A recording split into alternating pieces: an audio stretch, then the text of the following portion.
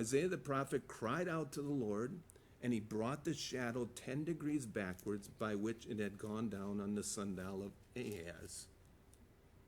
Now, this is a very fascinating scripture. This is one of those scriptures in the Bible where, your unsaved friends, you can kind of witness to them and bring to them. At the time of Hezekiah, advanced civilizations of the world used a 360-day calendar, a 30-day-a-month lunar calendar, which makes this calculation very easy. There would be a 360-degree circle on the sundial. It's hard to calculate time on a sundial at night if you've ever tried it. It doesn't work because you kind of need the sun, okay? It's dark. But with 12 hours of sunlight, that would make the shadow move 30 degrees per hour. So take it back 10 degrees, be a third of an hour or 20 minutes.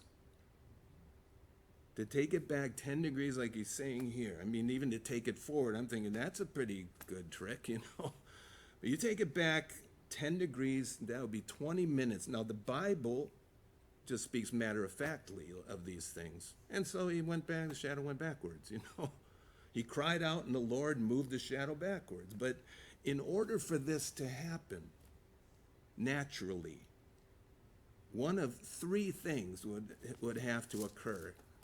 Either God slowed the rotation of the earth down to where time went backwards, or this could occur by moving the earth farther away from the sun.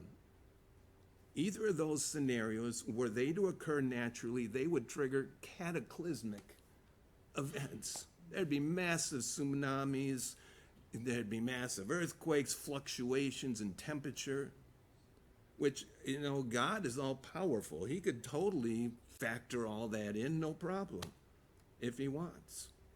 There's a third possibility that would not disrupt the earth at all, which would be if God moved the sun. If God moved the sun backwards in relation to both the orbit and the rotation of the earth. I can't really do it with my hands, but you get the idea.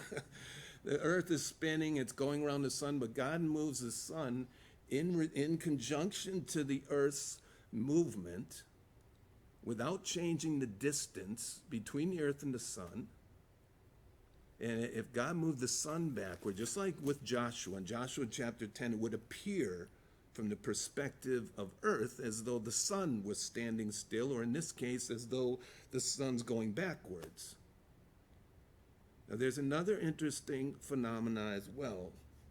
For the sun to move in conjunction to the earth like that, to where it would move the shadow of a sundial back 10 degrees, that would affect the earth's orbit around the sun, adding 5.24 days to a year of an annual orbit of the earth around the sun. For the sun to move in conjunction to the earth like that, to where it would move the shadow of a sundial back 10 degrees, that would affect the Earth's orbit around the sun, adding 5.24 days to a year.